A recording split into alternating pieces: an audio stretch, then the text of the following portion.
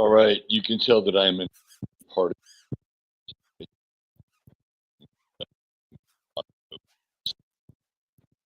it. Be a little bit better. So we're working on the improvement of the signal, which will be better today, although I will also be cast in shadows. But I think it's going to be a vast improvement over the last couple of days where, for whatever reason, man, the signal is just a little weak, right? So this is a step towards increasing signal strength. Anyway, if you could see where I am on the other side of this computer, not back there, but back there, we have it's like a bit of a sunroom here. It's a little sanctuary. And Peaches is at the top of the cat condo, making sure that no winged creatures fly into the window, even though she's asleep right now.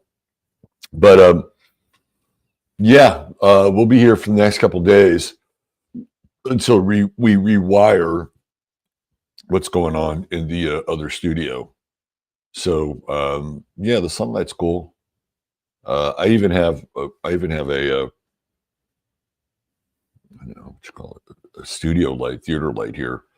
So but that's not doing a whole lot, right? Anyway, welcome to the show. I have a special treat for you today, a very special treat. But you have to wait to the end of the show to get to the treat. All right, who do we have here? Who do we have? We got my man DJ MC, Healing Heart, Rosie, Kabuki Theater, Sigurd. Everyone's sister studied ballet. Everyone's printer is always about to malfunction. Where the prayer old technology says over an empty battery. Oh my God. What does that sound like? That's a lyric. That sounds like Porcupine Tree. I don't know if somebody else wrote those lyrics, but that would work for Porcupine Tree, which is one of my favorite bands, by the way. I love Steven Wilson. He's a brilliant Scorpio, taking you into the darkness. Scott Jerzik's here. What's up, Scott? Liddy Lou. Christina Jerzik, good morning from the frozen tundra. Okay, not one to toot my own horn here, but who called the cold snap when the sun and Pluto conjuncted in Uranus? It was yours truly, right here. I was the guy that said when the sun and Pluto conjunct in Uranus, or Aquarius rather, we are going to have extremely cold weather. It kind of goes along with the surprise at the end of the show today. Susie G's here. What's up, Susie G? Good to see you. Sue Leonard, down there down under, it's hot. Well, have a beer and throw a shrimp on the Barbie, Sue. Jackie Delario, she's up to 12 degrees in South Philly. Susie G, 47, not complaining. There she is, the queen of speed. Make it count. That's right. Carpe diem. VV, 12 degrees in western North Carolina. Let's see. There she is, the lovely and talented one. Saving Austin one tooth at a time. The enigmatic Neil Smith is with us. Checking in from Wisconsin. Introspective woodworker, my man Ryan's here. Good to see you, Ryan Moonsprout. Mary Lee. Hi, Mary Lee. Let's see what else we have. Tom Jordan's here. Sign up, become a member. That's right. It doesn't cost anything to become a member. You can always upgrade and become a supporting member. We've had 2 webinars in a row this last 2 weeks, and there's going to be more stuff to come. So there you go. Yes, Tom, thank you. Hit that like and subscribe. We're up to 14,900 subscribers, just 100 subscribers away from 15,000. I don't think I get a YouTube plaque for that. Not yet. You know, I was Sherry Alani. She got unsubscribed. And of course, I never unsubscribe anybody. Now, I may put somebody in a timeout, or I may kick him out of the chat, but I will never unsubscribe anyone. So that's on YouTube. And so if she's been unsubscribed, and it's a frequent practice. Diane Evans is here. Hi, Diane. Good to see you. My Endless Road. Who else we got? Let's see. We're going to scroll through this quickly. Lynette Jardine, Mad Maxine. Barbara Boots. Always on the run. Amy Gill's here. How rustic, delightful. Yeah. The brick wall is a nice effect, I think. Kanya Curtis, yay, outdoors today. Kind of. It's kind of outdoors, indoors. Let's see. Artist Sears here. Chloe, Grand Rising, back at you, Chloe. My man Steve, Thor at the door, God of Thunder. Claire checking in from Scotland. Yes, we're getting real here. Love the Sunday show. Thanks, Jack. Appreciate that. It was a star-studded affair. Lisa Ann White, it's warming up. It's 10 degrees. How about that? Maura, SP Dimples. We got an SP Dimples sighting. How about that? Valeria Rubens is with us. Our kitties have the same name. Oh, you have a Peachy and a Jasper. There's my man Steve. Zaraleth the Immortal. Darlene. Hi, Darlene. Always good to see you. Desiree Conrad is here. Sweet Woodruffs, she's made it. Lionel Winkler's made it. Soul Travelers made it. Interstellar Cosmic Conversation. Patricia is with us. Then I'm going to put this up here. How disappointing for Trump's first statement to be Stargate project. We're going to get into that over on 15 minutes. Thanks for that lead in, Patricia. That was all me, but I was listening to Japan yesterday. Japan is one of my favorite groups of all time. Huge David Sylvian fan. Songs from the Beehive might be one of the greatest records of all time. Gentlemen Take Polaroids. Man, Taking Islands in Africa by Japan. You want to go on a journey. That's your tune right there. Mr. Gray No More. Looks like a lovely spot. It's not bad. It's not bad. It could be worse. Laura E's here. Maya Rose is here. Misbehaving 2 is here. We got a full packed house. Hammer time. I like that. Hammer time. Nice light. Okay, Theo. Sharon Lewis. Why don't we get going? Let's get going. Jay Scheffler, checking from Tucson. Ms. Nor's Musing. I've been unsubscribed from many channels over the last year. I've been sub to channels. Isn't that weird? It's like YouTube and Google just has, they're like a banana republic unto themselves. You know, what can we say about that? Except for it's very frustrating. The vagaries of using technology and having access to it. It's not free. It's on their terms, right? It's how it works.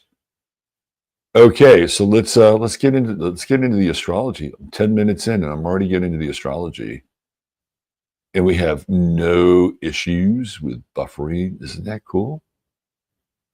It's the dawn of a new age here. That's what I'm saying. That's what I'm talking about. All right. Here we go. The moon is decidedly in Scorpio. That Scorpio moon, that possessive, intense, erotic Scorpio moon. You ever been with somebody who has a Scorpio moon in relationship? If you have, you'll never forget it. Trust me. When there's good Scorpio moon, look, I've gotten into this with some people. Some people just say the Scorpio moon is a malefic. It's in detriment, right? Moon in Taurus, exalted, malefic Scorpio moon. I think a lot of it depends on how evolved the Scorpio moon person is. And it's just the way it is. If you know, astrology, even the malefics, right? They have octaves. There's a low, there's a middle, there's a high. And the low end of the Scorpio moon is just like really intense primal jealousy, right? Very emotional, intense, in the bedroom, high degree of eroticism, but it goes hand in glove with a high degree of jealousy. Somewhere in that middle zone, they're trying to work it out. And that's where I think they have real conflict, right? Is in the middle zone, because Scorpio doesn't do well with middle. It only does well with extreme, right? So by the time they get to the higher octave, they've resolved a lot of the dark residue of what goes along with that Scorpio moon.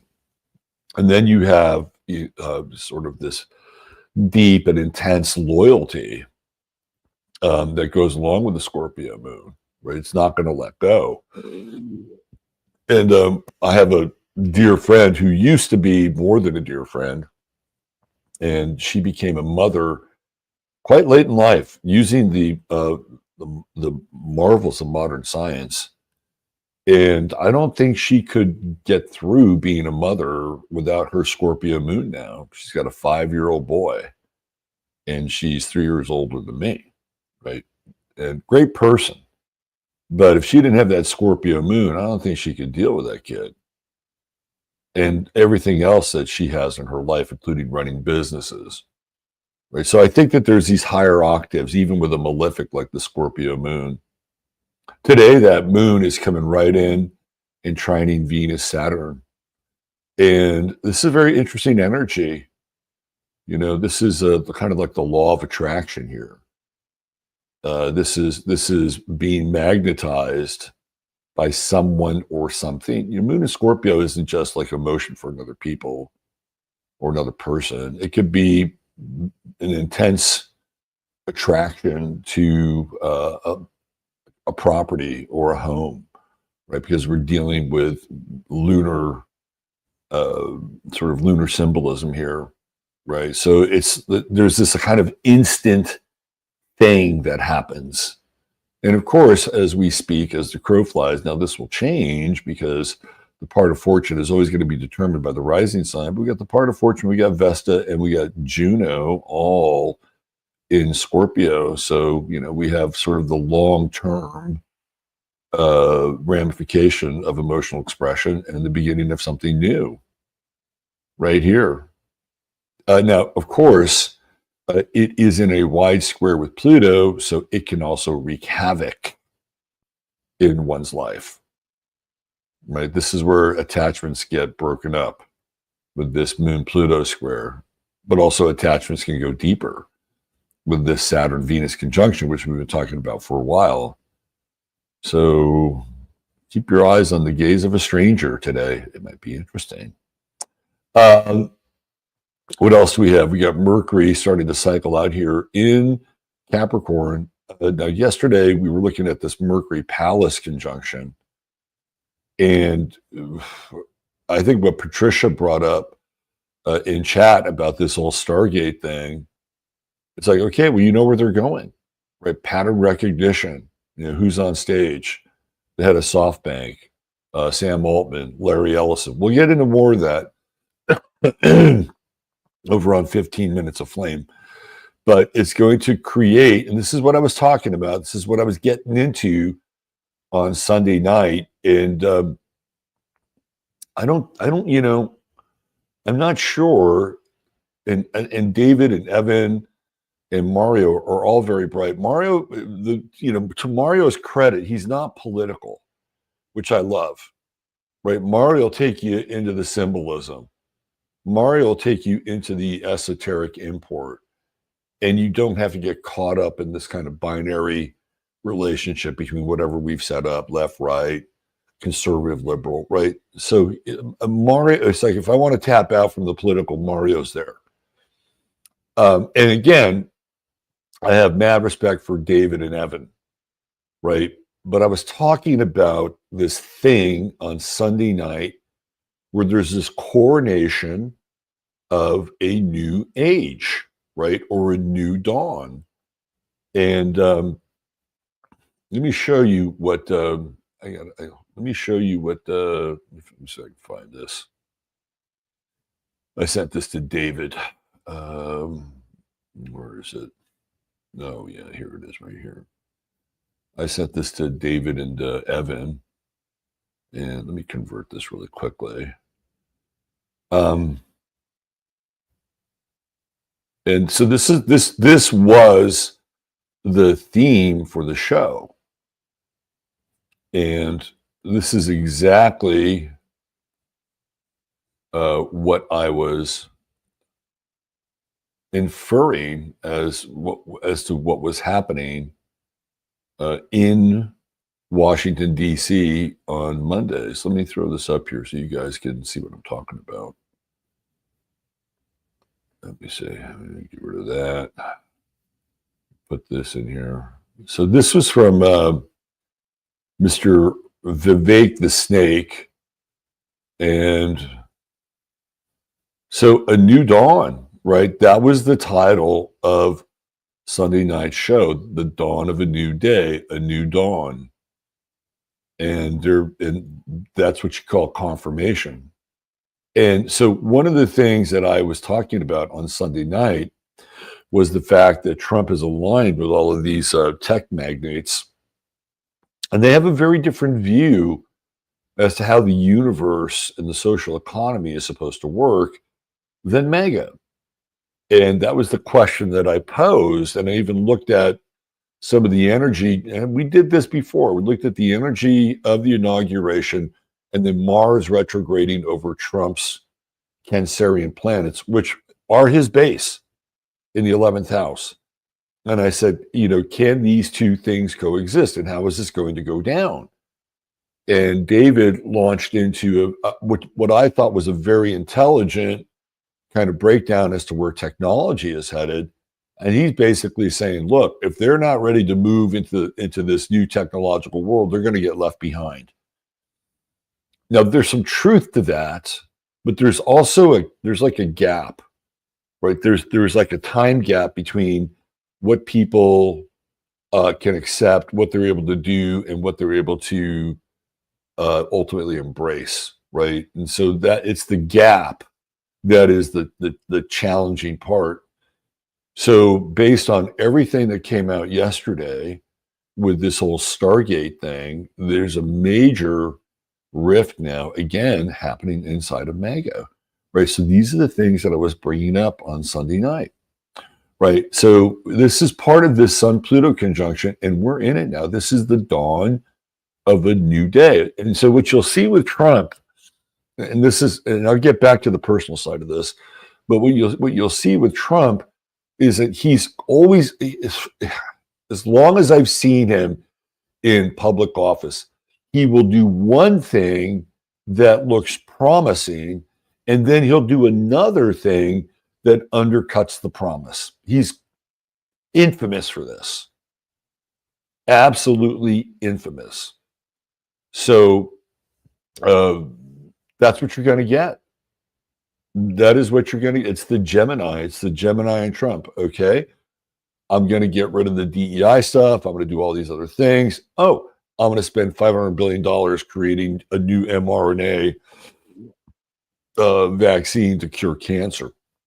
Again, we'll get into more of that over on 15. But that's the theme here with the Sun-Pluto conjunction. This is the ushering in of a new order, okay? Brand new order, for better or worse, right? And the thing about Aquarius is, even though it's inclusive, it's impersonal. That's the nature of Aquarius. So yesterday, we got to look into the vision of the future with pattern recognition, with Pallas here, with Mercury here, and Capricorn is like whatever you want to say about what rises to the top, whether it's shit or cream, right? But you're seeing sort of the assemblage, even on stage with Trump. You had Mark Zuckerberg, you had Jeff Bezos, you had Elon Musk.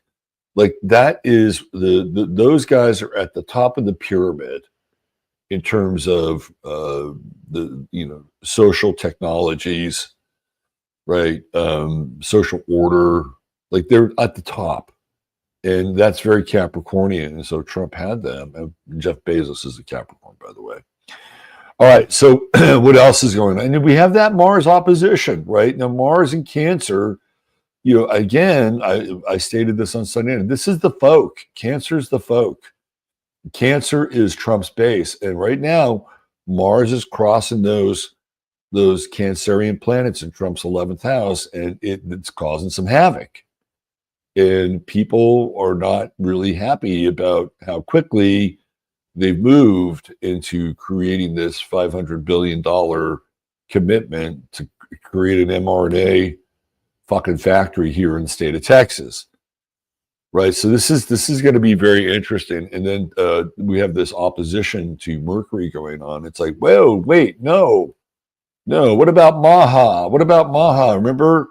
Because this Mars thing is retro, and it's like the theme is again, right? Like we're make America healthy again, make America great again, meaning that there was a time when it was great, and that's a retrograde perspective. Right. And so now this Mars is like, what are they making great again? Make mRNA great again? Right. So this is going to be a problem. And we're going to see more of this in terms of what's going on out there with the administration. Saturn, Venus slowly moving towards the inexplicable attraction with Mars. And that's very, very powerful. Right. Now, for you people that are out there that are into the arts, not the artsy stuff, but the crafting, like canning and drying and dehydrating, right? This is a really good transit to partner up with people, right? This would be a good, like, who can, if you want to make money, like, where's the partnership to sell the things that you are crafting? Like, where's that partnership? Can you establish a partnership as Venus continues to move forward before it goes retrograde? Yeah, you're gonna have the opportunity to have a seamless fit in those partnerships. And as it gets closer with Mars retrograde, it might be people that you have decided that, well, I'm not really into this person anymore. We've kind of gone our separate ways. I would bet that some of these people will return, and they'll return with some degree of value, right? I believe this is going to happen. So one of the things that we've talked about, and many other people have talked about, were the ravages of COVID, not just what it did to us physically, whatever that thing was, and whatever the remedies were, but also the impact of the families. Now, if you look at Mars, what does Mars rule? Rules the military, right? Mars rules the military. And what did Trump do? He reinstated everybody who had been booted out of the armed forces for not taking the COVID shot, and he reinstated them with pay, full pay, back pay. So there's your Mars retrograde right there, like looking back and saying, you got fucked over. We can look at J6 and the J6 people, right? Which they have been unfairly imprisoned, and the retrograde is okay. We're gonna get them out of there. So this Mars retrograde is doing some very interesting things, sort of righting the wrongs of what has been. Ross Ulbricht, the guy who is the head of Silk Road, he got freed, right? So this Mars retrograde has been very interesting, and in the sextile with Uranus, all the libertarians love Ross. Now, Silk Road is a whole other discussion, right? It was sort of like the dark web, and you could get anything you wanted on Silk Road. That was the challenge. It was like, okay, well, we've got this guy that set up this thing where you can get anything you want, and he's going to make money off of it. Well, anytime you make money off of something, the federal government or some arm of the government wants a piece of the action. But in this case, because it was so borderline illicit, they couldn't get a piece of the action. So they just wanted to shut him down and get him out, right? So here we have this Mars-Uranus sextile, and it happens quickly. And this was a promise that Trump had made prior to being in office, that he would free Ross Ulbricht and all the people who, like Derek Bros and High Impact Flicks, and I think maybe perhaps Whitney Webb to a lesser extent, they were, well, let's see what Trump does. Let's see if he frees Ross Ulbricht. And he did. So Derek Rose is, congratulations. I still hate Trump. Right? So Trump is a complex character. He's a very complex character. And again, what you're going to see is you're going to see that, well, I'm going to give to Peter and I'm going to give to Paul. Right? I'm going to take from Peter. I'm going to take from Paul. I'm going to take from Paul. I'm going to give to Peter. Right? Like he just does this. He also has Jupiter, Neptune conjunction in Libra and trying to balance out sort of these debts that he has to pay, whatever they are, whether they're campaign debts or personal debts, whatever, right? We're still in that Mars-Neptune trine, which is nice. It's good for creative pursuits. If there's something that you've left behind or haven't done for a while, it'd be a good time to revisit that creative pursuit and fire it up again. That true note is at 29 Pisces. And what I find interesting about this is the focus of Barron Trump at the election. I'm going to talk about Barron Trump a little bit on 15 Minutes of Flame. That is the degree of Barron Trump's sun. And the inauguration was like Barron Trump's coming out party. He stands head and shoulders above everybody else. And he has in as much as he has Trump in him, he's got Melania in him as well, right? And that to me is the really interesting part about Barron Trump. It's the Melania side, and you can tell by his emotional expression that he's just wired differently, just like Melania is wired differently. We know this to be true. We've seen her in action. So this is an interesting kind of station for the true node in Pisces because, again, it's the arrival of Barron Trump, which is quite interesting.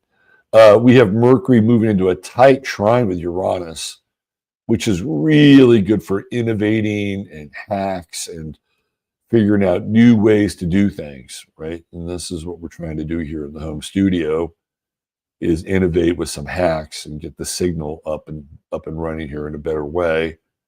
So I would say, all in all, today's a pretty interesting day. We still have this Chiron square going on with Mercury squaring Mars, and being in a place where you have to tell the uncomfortable truth.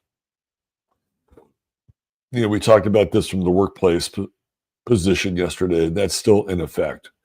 Briefly, we have an inconjunct with the moon and Jupiter.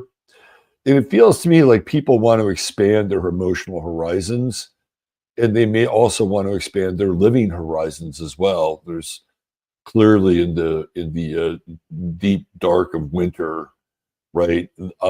This sense that there's a much warmer and friendlier place to be somewhere out there is, rattling around in the back of somebody's brain, right? Don't have a lot of fire in the sky. We have Chiron. That's about it.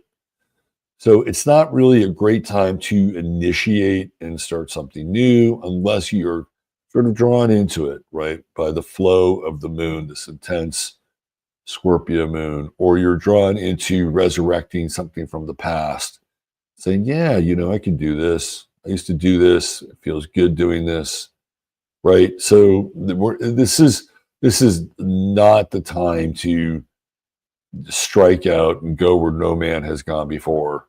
You got a fair amount of air, which gives us some perspective. Ceres is in Aquarius. What kind of friendships are you nurturing?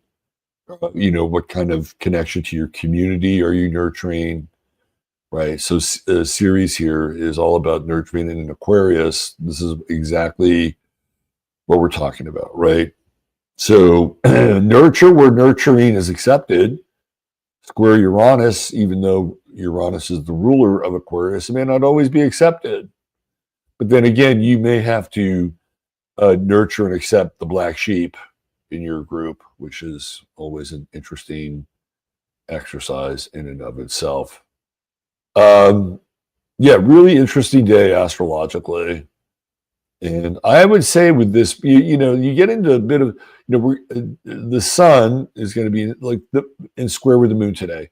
By the time we get into later this evening, that moon is going to be separating, and there won't be this dynamic tension between sort of this logical, practical, solar approach to living and this much more darker, lunar, instinctual expression of the emotions. They're in conflict right now, right? They're in conflict right now.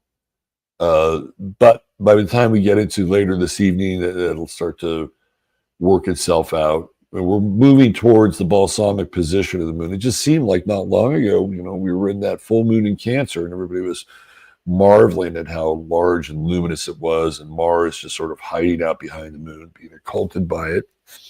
And we're almost, getting ready for this new moon phase. So by the time we get into moon in Sagittarius, we're just basically 2 signs away from the new moon, which is what, 96 hours, right? So 4 days. So we're moving towards some of this balsamic energy. When the moon is in this position, it's starting to shut down. There's a whole strategy for the moon in the different phases, right? And what you do and how you work with the moon. So this would be kind of the wrapping up phase of projects, right? Whatever you culminate with here, with the moon in full mode in Cancer, right? There's usually kind of an adjustment phase, and you're adjusting this culmination part. And here you're kind of making your final edits, so to speak, or your final, that's where I'm looking for, additions or subtractions to whatever it is you've experienced on that Cancerian moon, right? And so it's a revisiting in a lot of ways of that sort of the darker side of that moon, which is fully illuminated, and illuminating things like domestic situations and how you're living, where you're living, who you're living with, right? And that Mars there, kind of that underlying ground of tension. Like this is where it starts to get resolved a bit. Things come to light. That's the beauty of the Scorpio moon. All right. Why don't we get into our star of the day? Our True Hemp Science star of the day. And let me go to the banner section here. By the way, this full moon will affect all the fixed signs a bit more than other signs. So Leo, Aquarius, Taurus, Scorpio, you're going to feel more of the effects of this moon than other signs. All right, let's talk about our True Hemp Science star of the day. Yes, it is none other than Linda Blair, born this day. A lot of interesting people born on this day. But today we're going to talk about Linda Blair. First of all, this portion of the show is brought to you by TrueHempScience.com, your one-stop shop for all things CBD. And I was on the phone with our guy Chris yesterday, and he's busy working away and doing his best to expand his business into other arenas, other point-of-sale projects. And so your support of his business helps him bring more of his CBD to the world.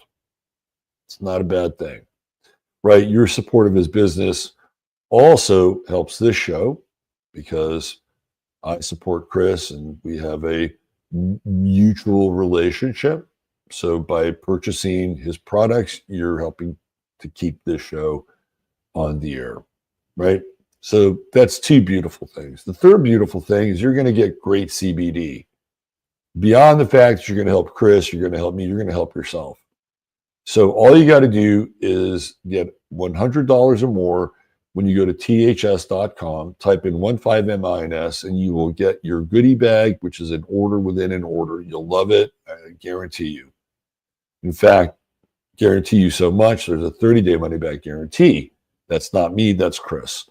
$150 or more gets you free shipping. Okay? TrueHempScience.com, your one-stop shop for all things CBD, CGA, and THC. And they're often together in a symphony of, what would you call it? Neuropeptide and neurotransmitter delight. Okay, let's talk about Linda Blair. All right. The thing that really stood out for me is her sun in Aquarius in the 10th house, right? Because she leaps onto the screen in The Exorcist. Like, that's her first role, The Exorcist. And is it shocking or not? Yes, it's incredibly shocking. This is what Aquarius does. It shocks you, right? So her embodiment of I forget what her name was, Reagan or something, in The Exorcist, when she is going to hell, right? It's like, holy shit, this is, how could a young girl be doing this? Right? I think she was around 14, maybe at the time 15. So this is her calling card into the world. And then so like, where is the hell in her chart? Right? I think it's just in conjunct with Pluto, Pluto being in the underworld. And so for whatever reason, Linda Blair was able to tap into this character and allow herself to be sort of manipulated, and was very malleable, right, at the hands of what's his name, the French Connection director, Billy Friedkin. It's this Pluto in conjunct, Pluto ruling the underworld being the devil, right? And it's like, it's right there getting activated when she's on screen. She's bringing Pluto literally to the sun.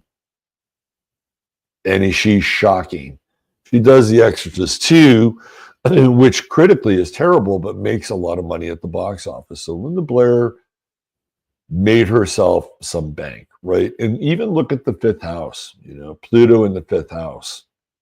This is all about, acting, performing. And Pluto, again, represents this idea of hell, and she has Uranus here, which is the ruler of her sun, right up here at the top of the chart. Uranus in the 5th house, again, is this shocking theme that she brings to the screen. Like, incredibly shocking. The other thing that I think is interesting is this South Node in Aries in the 12th house, right? Like, somewhere in Linda Blair's past life stuff, right? That South Node, Aries, 12th house being the house of the soul, kind of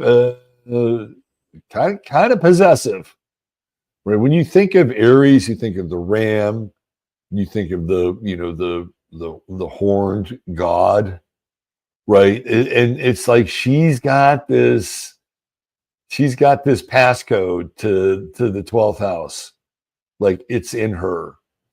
And over here, right, in Libra, she looks very, very different. She's going to look at her. She look cute and angelic there, a little Libra face. She's in bed with the devil. This is, what I'm talking about? She's got the passcode to that 12th house, right? Now, she also has a number of planets in Scorpio. Jupiter in Scorpio. She made a ton of money. She got busted when she was young on cocaine possession. Everybody was snorting coke in LA. But again, her relationship with all things Scorpio, like the movie, it's a very scorpionic movie, dealing with these demonic forces of the underworld. So she has a relationship with Scorpio, a relationship with the underworld, dark forces. Right. And Neptune here, it's like, oh, well, let's have some questionable partners along the way. But Neptune here can also be beautiful, in that there could be kind of a soul connection or a soul bond. But it also squares Venus in her chart, right? Or I'm sorry, the Sun. In Sun Neptune squares, we talk about addiction with Neptune. So you get into a Sun Neptune square.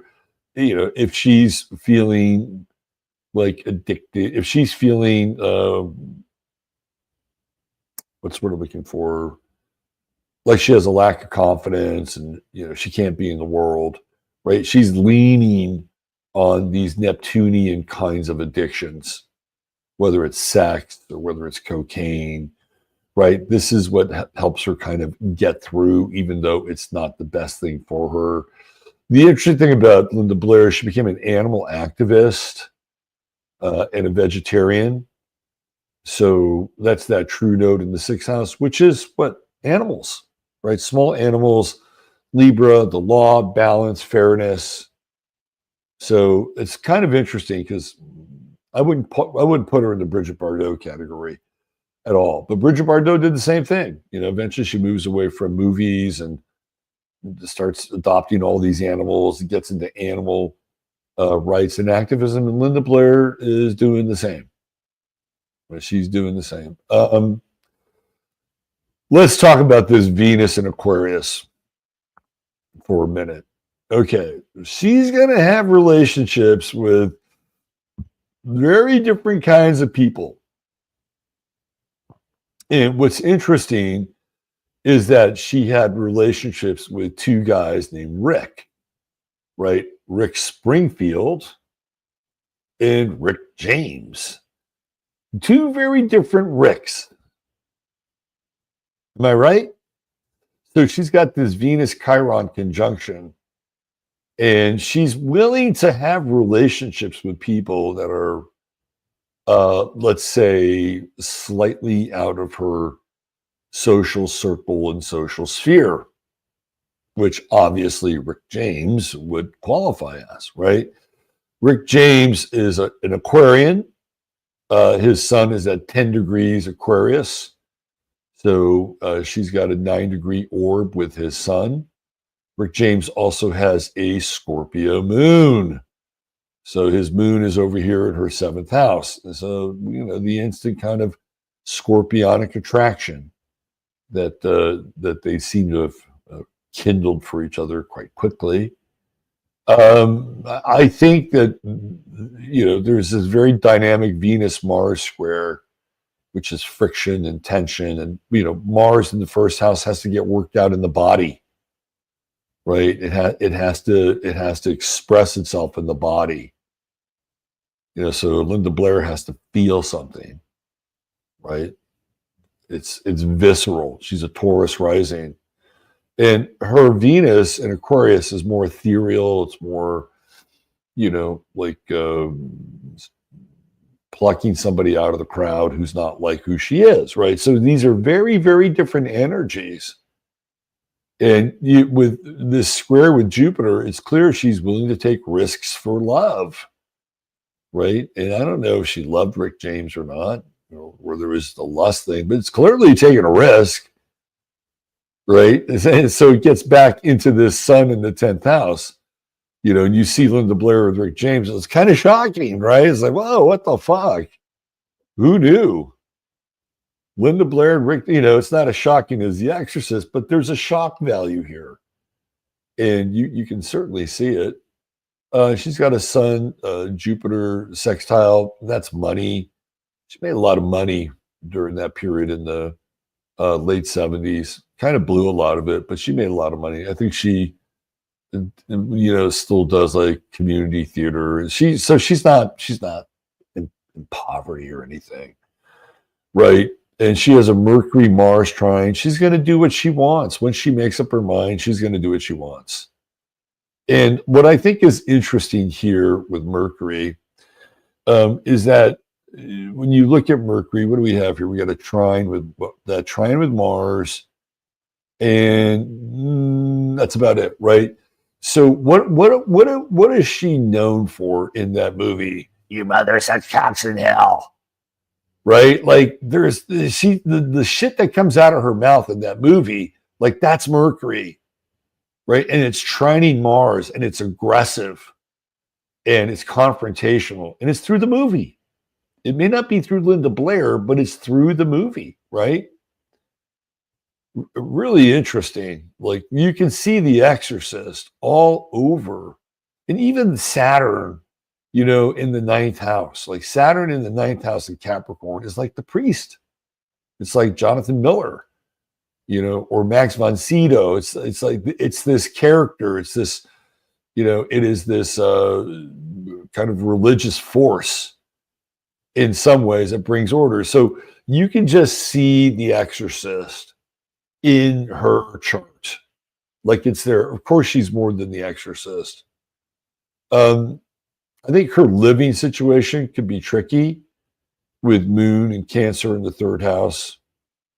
She'd be better off living in a mobile home. And she's got this Moon-Saturn opposition. Moon-Saturn oppositions are usually indicative of somebody whose parents go through a divorce. And I don't know if that's true or not with Linda Blair, but looking at this, I would assume that would be true. Okay, so I have a special treat for you, which is what I was alluding to. Now, how Linda Blair and Rick James met is a story for literally star-crossed lovers. And because Rick James his sun is also opposed to Uranus, right? Like, it may start hot, but it'll end cold.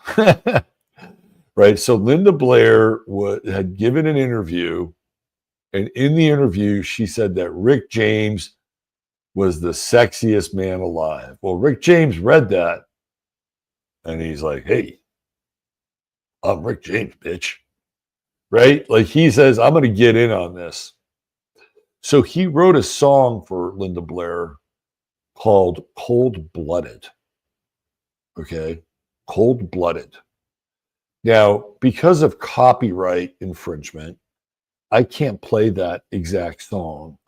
So what I did is I did a cover of the song just for you. This is a cover of a song of Cold Blooded just for you. And pay attention to Rick James's lyrics. They're some of the finest lyrics just this side of Shakespeare or Lord Byron, whose birthday it is today.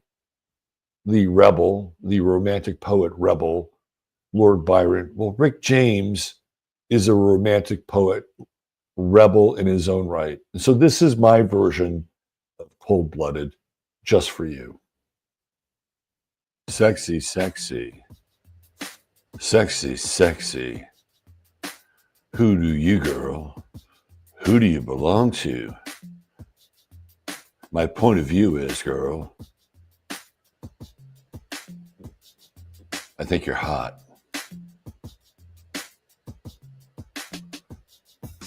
If we talked, what words could I describe? There's no dictionary book to explain how you look. Girl, I think you're so sexy, sexy, sexy. Cold-blooded.